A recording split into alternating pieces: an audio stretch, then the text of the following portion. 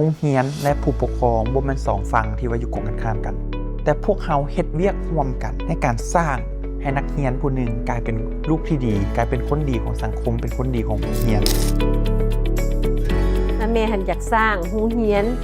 นลาวที่มีคุณภาพมาตรฐานสากลนักเรียนบ่จำเป็นต้องโดดเด่นเพียงด้านเดียวนักเรียนเราสามารถเรียนรู้ได้อย่างหลากหลายถ้าบางคนมักศิลปะก็ควรสามารถไปต่อยอดได้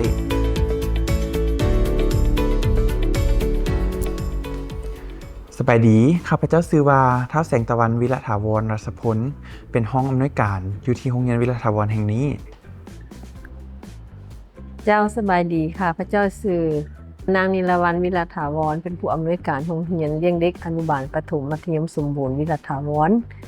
ปรัชญาของโรงเรียนเฮาในการสร้างนักเรียนหรือว่าครูก็ตามเฮาเชื่อในปรัชญาการเรียนรู้ตลอดชีวิตเนาะเพราะฉะนั้นตั้งแต่ครูตั้งแต่ผู้อำนวยการตั้งแต่คณะอำนวยการเฮาลงไป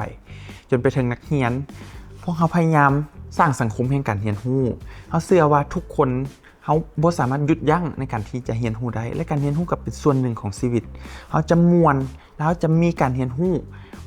เป็นส่วนหนึ่งของชีวิตไปตลอดฉะนั้นแล้วเฮาบ่ว่าจะเป็น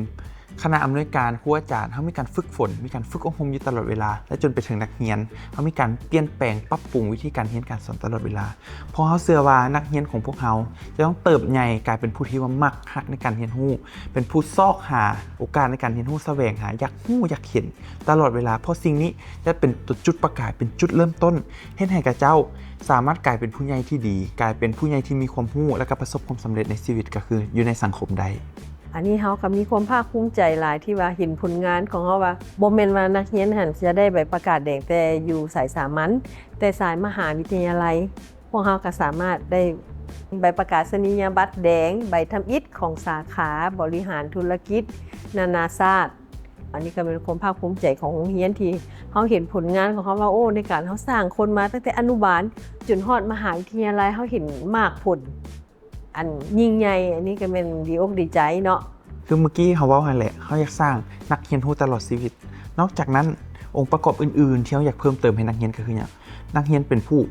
มีสุขภาพแข็งแรงมีการใช้ชีวิตที่ดีบ่ว่าจะเป็นด้านอาหารการกินการใช้ชีวิตการออกกำลังกายนี่ก็เป็นอีกทักษะหนึ่งที่เราอยากเน้นย้ำเพราะว่าเขาบ่สามารถเฮ็ดอันใดอันนึงให้ประสบความสำเร็จได้เลยถ้าร่างกายเขาบ่สมบูรณ์แข็งแรงเพียงพอและร่างกายก็ถือว่าเป็นต้นทุนสำคัญของชีวิตฉะนั้นเขาอยากปลูกฝังแนวคิดการฮักสุขภาพฮักในการใช้ชีวิตที่ดีให้แก่นักเรียนนอกจากนี้มันอย่างนอกจากนี้ด้านสภาพจิตใจเขาก็อยากให้นักเรียนเป็นผู้ที่ว่าฮู้จักเบิ่งแยงเนาะสภาพจิตใจของตัวเองแล้วก็ฮู้จักเห็นอกเห็นใจของผู้อื่นว่าง่ายๆก็คือฮู้จักการเข้าสังคมเนาะมี EQ ที่สูงมี interpersonal skill ที่ดีเนาะฉะนั้นเขาอยากสอนให้นักเรียนรู้จักความเคารพรู้จักมารยาทแต่ในทำนองเดียวกันเขาก็อยากสอนให้นักเรียนรู้จักแต้มเส้นแบ่งหรือว่า boundary เนาะก็คือเขาเคารพผู้อื่นแล้วเขาก็ต้องรู้วิธีให้ผู้อื่นเคารพเขารู้จักขอความช่วยเหลือในเมื่อที่จำเป็นแล้วก็รู้จักปฏิเสธในเมื่อที่จำเป็นคือกันอันนี้เป็นมารยาทและแนวคิดที่พวกเขาพยายามอยากสร้างให้แก่นักเรียนของพวกเขานักเรียนบ่จำเป็นต้องโดดเด่นเพียงด้านเดียวนักเรียนเขาสามารถเรียนรู้ได้อย่างหลากหลายถ้าบางคนมักศิลปะก็ควรสามารถไปต่อยอดได้ฉะนั้นแล้วเขาจึงมีห้องเรียนดนตรีห้องเรียนศิลปะต่างๆเพื่อส่งเสริมนักเรียนในด้านแนวคิดพวกนี้รวมไปถึงกิจกรรมต่างๆบ่ว่าจะเป็นกิจกรรมแข่งแต้มรูปกิจกรรมแข่งดนตรีงานศิลปะประจำโรงเรียนซึ่งเขามีหลากหลายเพราะว่าอย่างเขาเชื่อว่านักเรียนผู้หนึ่งบ่เฉพาะแต่ว่ามีการเรียนที่ดีแต่ว่าดนตรีบ่ศิลปะบ่ก็เป็นสิ่งที่ว่าขัดเกลาและกล่อมเกลาจิตใจก็จะเป็นผู้ที่ละเอียดอ่อนเป็นผู้ที่สนใจต่อโลกสนใจต่อแนวคิดและก็มีมุมมองที่หลากหลายขึ้นผ่านศิลปะต่อกับบทบาทของครูนี้ครับพระเจ้าคิดว่าครูมีบทบาทสำคัญหลายในทุกยุคทุกสมัยเพราะว่าถ้าบ่แม่นครูเหล่านี้คำถามก็คือไผสิมาพัฒนาอนาคตของชาติไผจะมาพัฒนานักเรียนของพวกเฮาแต่คือเฮาเว้าเนาะบทบาทของครูอาจจะบ่คือเก่าอาจจะเปลี่ยนไปตามยุคตามสมัยในยุคก่อนครูอาจจะเป็นผู้สอนเป็นคลังความรู้เป็นผู้ที่มีทุกสิ่งทุกอย่างมาพร้อมที่จะมอบให้นักเรียนแต่ปัจจุบันบ่คือกันเฮามีเทคโนโลยีเฮามี AI เฮามีอินเทอร์เน็ตฉะนั้นการเข้าถึงข้อมูลข่าวสารของนักเรียนจะมหาศาลฉะนั้นบทบาทของครูจะมีการปรับเปลี่ยนไปครูจะเป็น facilitator หลายขึ้นเป็นผู้ชี้แนะเป็นผู้นำทางครูอาจจะบ่ต้องมีทุกคำตอบแต่ครูสามารถพานักเรียนไปหาคำตอบได้เป็นผู้กระตุ้นให้นักเรียนคิดเป็นผู้กระตุ้นให้นักเรียนสนใจ ครูจะเป็นผู้นำในด้านวิธีคิดหลายกว่าเพราะว่าอันนี้คือประสบการณ์อันนี้คือสิ่งที่กระเจ้าถึกหล่อหลอมมาฉะนั้นแล้วเมื่อบทบาทของครูเปลี่ยนไปถามว่าโรงเรียนเฮาเฮ็ดแนวใดเพื่อว่าพัฒนาให้ครูของเฮาไปตามยุคตามสมัยอันนี้ก็เป็นอีกสิ่งหนึ่งที่เฮาพยายามเฮ็ดอยู่ก็คืออย่างเฮามีการฝึกอบรมเป็นประจำนอกจากการฝึกอบรมเป็นประจำแล้วเกี่ยวกับด้านวิชาเฉพาะนี่แหละพวกเฮาก็ยังมีการเสริมสร้างให้ครูเฮาเป็นผู้ซอกฮู้ทำเรียนเฮาเอาคอร์ส AI เข้าเฮาเอาทักษะอื่นๆเข้าทักษะด้านสังคมด้านจิตวิทยาเข้าเพื่อให้ครูเฮามีมุมมองหลายขึ้นมีมุมมองกว้างขึ้นเพราะว่าเชื่อว่าครูที่ว่ามักฮักในการเรียนครูที่ว่า enjoy ไปกับการเรียนก็จะพานักเรียน enjoy ไปนำแล้วครูที่มีความรู้ครูที่มีวิสัยทัศน์ที่กว้างขวางก็จะพานักเรียนมีวิสัยทัศน์ไปกว้างขวางไปนำฉะนั้นแล้วเฮาเชื่อว่าการที่ว่าเฮาสร้างครูที่ว่าดีมีความสุขเฮาก็จะสร้างนักเรียนที่ว่าดีและมีความสุขฉะนั้นเฮาจึงมีการลงทุนหลายในการฝึกอบรมครูช่วยครูแล้วก็ซัพพอร์ตครูในหลายๆด้านคือที่พวกเฮาเว้ามาก่อนหน้านี้เฮามีหลากหลายสิ่งหลากหลายอย่างที่พวกเฮากำลังเฮ็ดและก็กำลังเป็นไปแต่ว่านอกจากสิ่งเหล่านั้นพวกเฮาก็มีการร่วมมือกับหลายๆภาคส่วนเนาะบ่ว่าจะเป็น Math Talent Science Talent หรือว่า Click Robot และภาคส่วนอื่นๆเพื่อว่าหยังเพื่อว่าเฮาต้องการให้ผู้เชี่ยวชาญในหลายๆด้านเข้ามามีส่วนร่วมในโรงเรียนของพวกเฮาเพื่อซักจูงเพื่อแสดงให้นักเรียนเห็นว่าความรู้แท้ๆแล้วเมื่อเอาไปนำใช้ในชีวิตจริงมันหน้าตาเป็นแบบใดและนอกจากนั้นเจ้าก็จะสามารถสร้างแรงบันดาลใจให้แก่นักเรียนของพวกเฮาว่าถึงชีวิตว่าถึงวิธีคิดและมุมมองต่างๆที่ว่าดีฉะนั้นการพัฒนาของเฮาในตอนหน้าพวกเฮาก็จะมีการเน้นไปในการร่วมมือให้หลายขึ้นแล้วก็ให้นักเรียนได้ลงมือจริงปฏิบัติจริงได้เรียนรู้ผ่านการลงมือเฮ็ดและนอกจากนั้นที่จะมาไวๆนี้ก็คือพวกเฮาจะได้รีโนเวทเนาะตึกอนุบาลของเฮาใหม่ให้กลายเป็นตึกอนุบาลที่ครบวงจรที่ว่าทันสมัยได้คุณภาพและก็ตามมาตรฐานและพวกเฮาก็จะมีการปรับเปลี่ยนรูปแบบการเรียนรู้ให้มีความผสมผสานกลมกลืนหลายขึ้น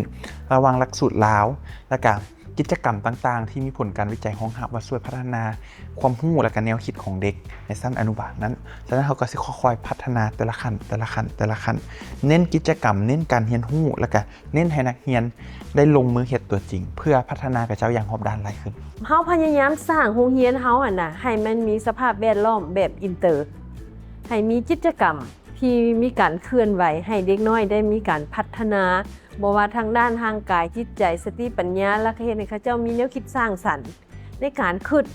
ในการเป็นผู้นำในการเป็นผู้ตามอีกอันนึงก็คือนักเรียนที่เรียนการเรียนเป็นภาษาแม่ของตัวเองนี่เนาะก็คือภาษาลาวก็จะสิมีความเข้าใจอย่างลึกซึ้งต่อคำศัพท์ต่างๆบ่ต่อบริบทต่างๆบ่ให้ผลการเรียนของกระเจ้านี่ค่อนข้างดีแล้วก็จะสามารถเอาไปต่อยอดได้ในระดับมหาลัยคือโรงเรียนของพวกเราเป็นโรงเรียนที่ว่าเน้นนักให้นักเรียนได้ภาษาลาวอย่างลึกซึ้งได้เฮ็ดกิจกรรมได้เรียนรู้วัฒนธรรมบ่ว่าจะเป็นทุกเทศกาลเข้าพรรษาออกพรรษาลอยกระทงปีใหม่อย่างต่างๆแต่ว่านอกเหนือไปจากนั้นนะเฮาก็ยังพยายามเสริมส่วนที่ว่าเขาต้องการให้นักเรียนได้เรียนรู้อย่างหลากหลายขึ้นให้นักเรียนได้เฮ็ดกิจกรรมหลายขึ้นแล้วก็ให้มีมุมมองที่ว่ากว้างขึ้นอันนี้ก็เป็นสิ่งที่ว่าพวกเขาพยายามเสริมสร้างให้นักเรียนฉะนั้นสรุปแล้วเนาะถ้านักเรียนตั้งใจเรียนในโรงเรียนลาวตั้งใจเฮ็ดกิจกรรมเข้าร่วมสิ่งต่างๆนักเรียนกลุ่มนี้ก็จะบ่น้อยหน้านักเรียนกลุ่มอื่นๆเลยนอกจากนี้เองใบประกาศเฮาบ่อีหยังบ่นี่นะถ้าเฮาเสียงเป็นภาษาลาวเฮาเรียนเป็นภาษาลาวคะแนนเฮาก็จะสูงคือว่าแล้วก็จะสร้างความได้เปรียบในการเอาไปเข้ามหาลัยถึงว่าเฮาจะได้เรียนปีเกียมซึ่งว่าต่างจากบางหลักสูตรที่ว่าสามารถเข้ามหาลัยเลยแต่ว่าการเรียนปีเกียมเองก็เป็นการสร้างพื้นฐานที่ดีอีกบัดนึงให้แก่พวกเฮาซึ่งเฮาก็คิดว่าอันนี้ก็เป็นข้อได้เปรียบหนึ่งของการเรียนในโรงเรียนลาวเจ้าสำหรับโรงเรียนเฮาเนาะเฮาคิดว่าโรงเรียนและผู้ปกครองบ่แม่นสองฝั่งที่ว่าอยู่ตรงกันข้ามกันแต่พวกเฮาเฮ็ดเวียกร่วมกันในการสร้างให้นักเรียนผู้หนึ่งกลายเป็นลูกที่ดีกลายเป็นคนดีของสังคมเป็นคนดีของโรงเรียนฉะนั้นทั้งหมดนี้พวกเฮาจะพยายามส่งเสริมการพัวพันการสื่อสารระหว่างโรงเรียนกับผู้ปกครองเนาะให้หลายขึ้นเรื่อยๆฉะนั้นบทบาทของผู้ปกครองก็คือเบิ่งแยงลูกศึกษาอบรมลูกอยู่เฮือนติดตามกำกับต่างๆและเมื่อส่งต่อให้โรงเรียนก็คือพวกเฮาฟีดแบ็กรับข้อมูลว่าโอเคจุดพิเศษของนักเรียนเป็นแนวใดเฮาสิส่งเสริมนักเรียนเป็นแนวใดแล้วร่วมมือกันก็คือโรงเรียนกับเมื่อลูกของผู้ปกครองมาที่โรงเรียนแล้วพวกเราก็เบิ่งว่าอันใดที่ว่าพวกเขาสามารถเฮ็ดได้โดยเฉพาะด้านวิชาการวิชาเฉพาะความรู้อันนี้มันพวกเราเน้นหนัก เพราะว่ารับประกันว่านักเรียนจะพร้อมสำหรับการเข้ามหาลัยและก็ใช้ชีวิตต่อๆไปนอกจากนั้นแล้วกันนี่แหละเฮาก็ส่งเสริมแนวคิดที่ดีเนาะเกี่ยมความพร้อมให้นักเรียนทั้งนั้นทางกายทั้งนั้นจิตใจด้านอื่นๆเพื่อให้นักเรียนกลายเป็นนักเรียนที่ว่ามีคุณภาพหลายขึ้นแต่ว่าสิ่งที่เราเน้นย้ำก็คือนี่แหละการพัวพันอย่างใกล้ชิดกับผู้ปกครองฉะนั้นสิ่งที่เราเฮ็ดมีหลายสิ่งหลายอย่างหลายและที่ผ่านมาล่าสุดก็คือกองประชุมผู้ปกครองนั้นฉะนั้นกองประชุมผู้ปกครองนี่แมนพวกเราจะมีการแลกเปลี่ยนความคิดความเห็นก็คือนโยบายของเรียนสิ่งที่จะเกิดขึ้นภายในโรงเรียนในอนาคตแล้วก็รับฟังความคิดเห็นของผู้ปกครองคำแนะนำต่างๆเพื่อเอามาปรับใช้และก็พัฒนาของโรงเรียนของพวกเราซึ่งก็คือบรรดานักเรียนไปพร้อมๆกันนอกจากนั้นเราก็มีการติดตามกฎกาและก็พัวพันอย่างใกล้ชิดเพราะว่าจะเป็นผู้ปกครองกับผู้ประจำห้องบ่ฉะนั้นเราคิดว่าการพัวพันอย่างใกล้ชิดแล้วนี่แหละที่ว่าจะสามารถช่วยสร้างนักเรียนเนาะก็คือ hand in hand ผู้ปกครองก็ช่วยโรงเรียนก็ช่วยทั้งสองฟังช่วยกันเพื่อสร้างนักเรียนที่มีคุณภาพอันนี้ก็เป็นห้องสมุดเนาะที่ว่าให้นักเรียนมาเรียนแล้วมาค้นคว้าอยู่นี้เนาะสำหรับนักเรียนยุคใหม่เนาะที่ว่าถือว่าห้องเรียนเขาถือว่าห้องสมุดเป็นสิ่งที่สำคัญเข้ามาแล้วให้นักเรียนมีความสุขว่าซั่นเถาะเนาะอันนี้เป็นห้องสโมสรนะเป็นห้องที่ว่าเราจัดกิจกรรมเนาะเด็กน้อยนักเรียนที่เข้ามาอยู่ห้องนี้แปลว่าทุกคนมันมีความสุขเนาะบ่ว่าสิเป็นงานสรุปปีเรียนงานกิจกรรมต่างๆแม่นเฮาจะนำใส่ห้องนี้เนาะในการเฮ็ดกิจกรรมของโรงเรียนเฮาเนาะนี่ก็เป็นผลงานรางวัลของนักเรียนเนาะที่ว่าเขาร่วมในการแข่งขันบ่ว่าจะเป็นกีฬาศิลปะและก็การแข่งขันคณิต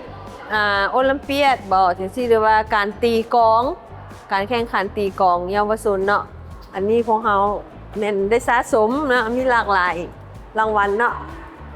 อันนี้ก็เป็นห้องแต้มของโรงเรียนเฮาเนาะก็ถือว่าก็มีครูที่จบจากโรงเรียนศิลปกรรมคักแน่เนาะเป็นครูสอนเนาะอันนี้ก็ถือเป็นผลงานของน้องนักเรียนแต่ละปีเนาะที่เขาจะแต้มหันเนาะอันนี้นะนี่ก็เป็นห้องทดลองศิวะเนาะที่เฮานำใช้ทดลองให้นักเรียนตามหลักสูตรที่กระทรวงศึกษาวางออกเนาะมีบทใดเฮาก็แม่นนำพานักเรียนมาเฮ็ดกิจกรรมอยู่ในห้องนี้เนาะจะสื่อการสอนให้นักเรียนเนาะได้เห็นตัวจริงได้จับบายในการเรียนนะเห็นตัวจริงก็ได้จับได้บายได้สัมผัสเนาะห้องนี้ก็เป็นห้องทดลองของวิชาฟิสิกส์เนาะเวลานักเรียนมาเรียนเฮาก็สิมีอุปกรณ์ตัวจริงให้นักเรียนได้เฮ็ดเนาะบ่ว่าจะเป็น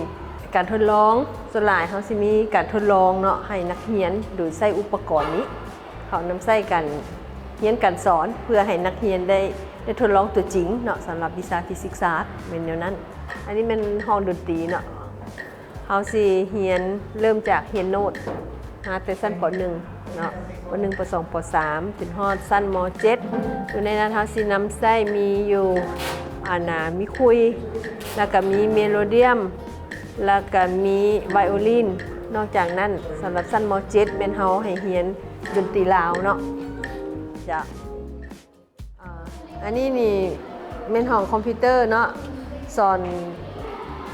ชั้นป .5 เกี่ยวกับไทปิ้งภาษาลาวเนาะแต่สำหรับชั้นมัธยมเฮาก็สิเรียนWord เรียน Excel แล้วก็เรียนPowerPoint เนาะนี่ก็เป็นห้องทดลองเคมีเนาะสำหรับนักเรียนสำหรับการเรียนการสอนครูจะได้นำพานักเรียนทดลองเกี่ยวกับธาตุเคมีต่างๆเนาะแล้วก็ปฏิกิริยาของเคมีเนาะอันนี้เป็นห้องที่ว่านักเรียนได้ครูได้ร่วมกันปฏิบัติการทดลองตามหลักสูตรหรือนอกหลักสูตรเป็นในห้องนี้สำหรับวิชาอันนี้เป็นห้องฝึกซ้อมในการฟ้อนศิลปะหรือว่าในการเต้นของนักเรียนเนาะอันนี้ก็เป็นห้องหนึ่งที่เป็นห้องกิจกรรมให้นักเรียนจะนอกจากนี้เราก็ยังมีเดินกีฬาเนาะนี่แหละเดินกีฬานี่มีเดินฟุตซอลนี้แล้วก็เป็นบันบ้วงเดินปีกไก่เตะกระต้อแล้วก็มีบันทรงหันเนาะก็ถือว่านักเรียนอยู่นี่มักกีฬาคือว่าหมดแหละนักเรียนมักกีฬานอกจากนั้นก็สิมีบอนกินอาหารเนาะอยู่2ชั้นอยู่ทั้งชั้นเทิงและชั้นลุมหันเนาะห้องอาหารเขาหัน โรงเรียนไม่ได้เอาใจใส่เกี่ยวกับสุขภาพของนักเรียนเนาะคือน้ำกินนี่เขาก็เป็นมีเครื่องกรองที่ได้มาตรฐานเนาะระบบพลังงานพักแน่เนาะแล้วแต่ก็มีตู้เย็นนี่2 ตู้เนาะที่ว่ากรองแล้วเขามาใส่ตู้ให้นักเรียนสามารถกินได้เนาะอันนี้เป็นนโยบายของโรงเรียนต่อนักเรียนเนาะเกี่ยวกับน้ำดื่มจ้ะอันนี้เป็นผลงานของสั้นอนุบาลกับสั้นประถมเนาะนี่ผลงานการแข่งขันศิลปะกีฬาบ่ว่าจะเป็นแลนเตะกระต้อเตะบาสฟ้อนร้องเพลงรำอันนี้เป็นรางวัลของนักเรียนอนุบาลและประถมแล้วก็โรงเรียนเฮานี่ได้รับเป็นโรงเรียนตัวแบบคุณภาพทั้งสั้นอนุบาลสั้นประถมและมัธยมเนาะอยู่สั้นลุมเฮาสิเริ่มจากเลี้ยงเด็กเนาะเลี้ยงเด็กเฮาแม่นสิรับแต่ปี6 เดือนขึ้นเมื่อเนาะมีเลี้ยงเด็กแล้วก็สั้นอนุบาล1สั้นอนุบาล2สำหรับสั้น2เฮานี่แม่นคือมีอนุบาล3แล้วก็ป.1 ป.2 เนาะสำหรับอาคารหลังนี้เพราะนี่เป็นห้องสมุดของสั้นอนุบาลแล้วก็สั้นประถมป.1 ป.2 เนาะอันนี้มันห้องกิจกรรมสำหรับนักเรียนสั้นอนุบาลเนาะเลี้ยงเด็กอนุบาลอันนี้เป็นกิจกรรมเสริมทักษะให้เด็กน้อยได้ลิงเนาะมีหลากหลายกิจกรรม